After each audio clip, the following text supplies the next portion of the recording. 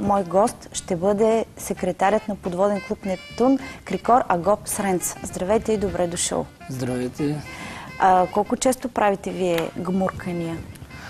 Основно клубът ни се занимава с обучение на водолази от ниво любители до инструктори.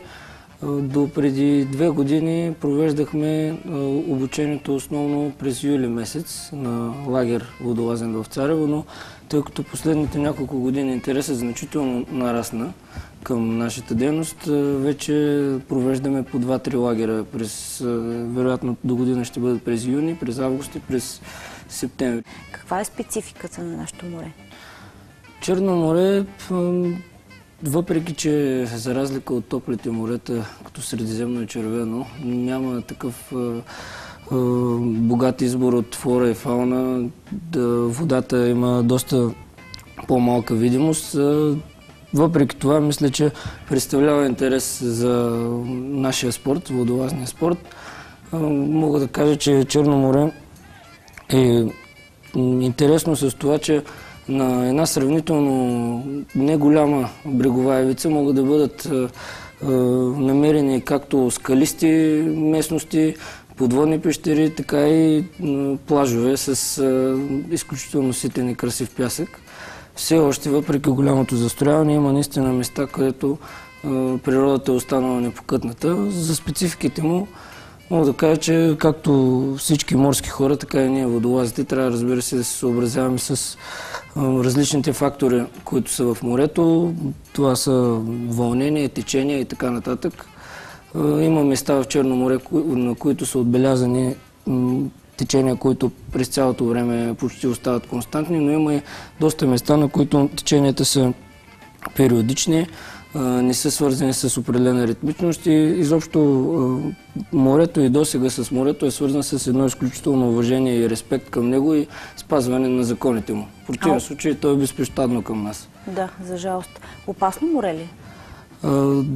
Опасно от гледна точка на това, че в Черно море за сравнително малък интервал от време може метеорологичните условия рязко да се променят. Това е основната опасност, която крие Черно море.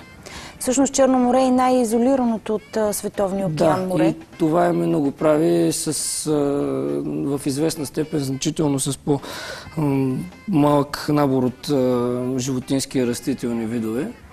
Но въпреки това, както ви казах, има доста красиви места, които се струват да бъдат видени. Факт е, че туристи от доста държави идват у нас, за да практикуват този спорт тук. Кажете ми сега, в този период, преходния между есента и зимата, могат ли да се правят гмуркания в Черно море и каква е температурата? Как варира? Температурата на водата в момента, предполагам, тя си варира в някакви граници. Вероятно ще бъде, може би, около 14-16 градуса, предвид резкия спад на температурите последните 2 седмици. Възможно е да се правят гмуркания и гмуркането през този период, неактивния период, е примамливо с това, че видимостта в този период на годината, когато водата е студена, значително се увеличава, но тези гмуркания не са с учебна цел. Могат да бъдат правени гмуркания, т.е. според мен могат да бъдат правени гмуркания от по-опитни водолази, но не гмуркания за обучение. През този период, за който споменахте, есомнозимния, ние в нашия клуб обикновено практикуваме теоретична подготовка на кандидат-курсистите и занятия в басейн, в места, където условията са прилични и спокойни. Добре, кои са основните неща, които трябва всеки да знае, преди да реши да се занимава с този вид спорт или страст? Да, по-скоро страст, както ви споменахте. Бих казал така, има 2 основни изисквания, ако мога така да ги нарека. Първото е човека да има желание да се запознае с един нов свят, света на мълчанието, както го нарича Кусто. И втория фактор е да бъде физически здрав. Тези 2 фактора, ако бъдат изпълнени, няма никакви пречки за един човек, без значение, повтарям, без значение възрастта му, да стане водолаз любител. Колко време е нужно за подготовка, за да се предприемат по-сериозни гмуркания? Като време, бих казал по-скоро опит, защото времето в случая не е най-определящия фактор. Важен е опита, броя на гмурканията, които натрупва един водолаз. Няма точно определен брой на спускания, при които може да се каже този водолаз вече може да предприема по-сериозни спускания. Всичко е свързано с индивидуалните качества на човека, за това какво желае той и докъде стигат неговите граници на възможностите. И най-важното, винаги, когато е решил да върви напред в този спорт, да има по-опитни хора до него, които да го наставляват и винаги да са с него.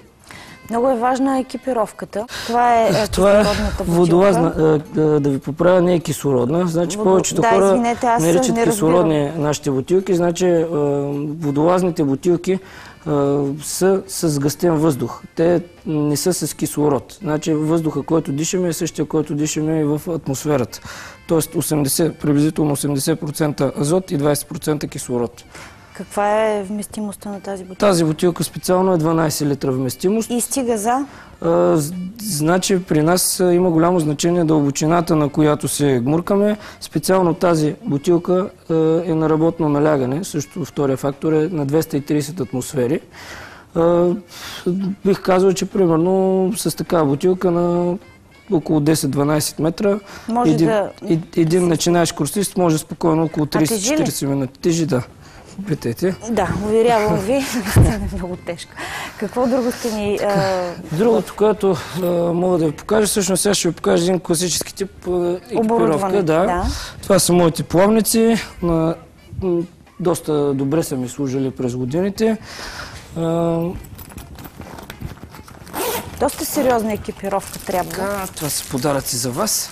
Да, благодаря за колегите. Ще видим кой от екипа, може би режисьора на Пулт ще иска да пробва подводно гмуркане, ще му ги дадем. Това е един също класически мокър неопрен.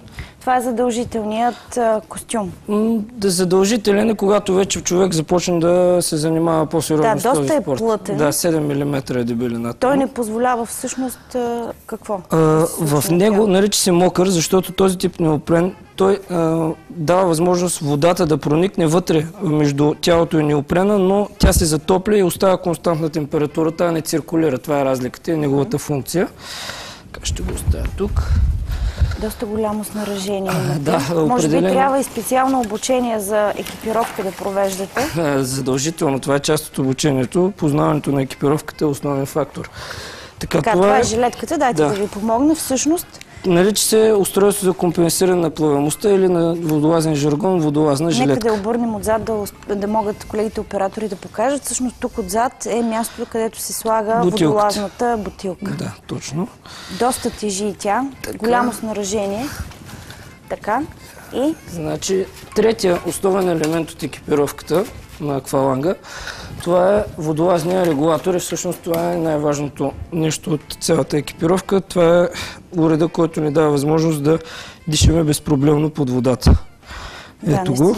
Изключително важен уред, защото без него става вече опасно. Вече това предполагам, че ви е познато. Това е водолазната маска, водолазния шнорхел. Има едни специални боти, които се обуват, за да може тези плавници да бъдат носени безпроблемно. Да се избягват наранявания, предполагам. Да, основно. А продължава екипировката още? Да.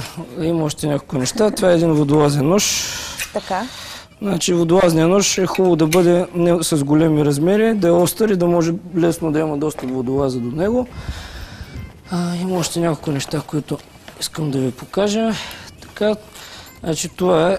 Уредите. Да, това е един компас. Аз почти никога не се разделям с него. Който е много важен на втора. Ето. Това тук е един водолазен компютър, който също върши доста добра работа.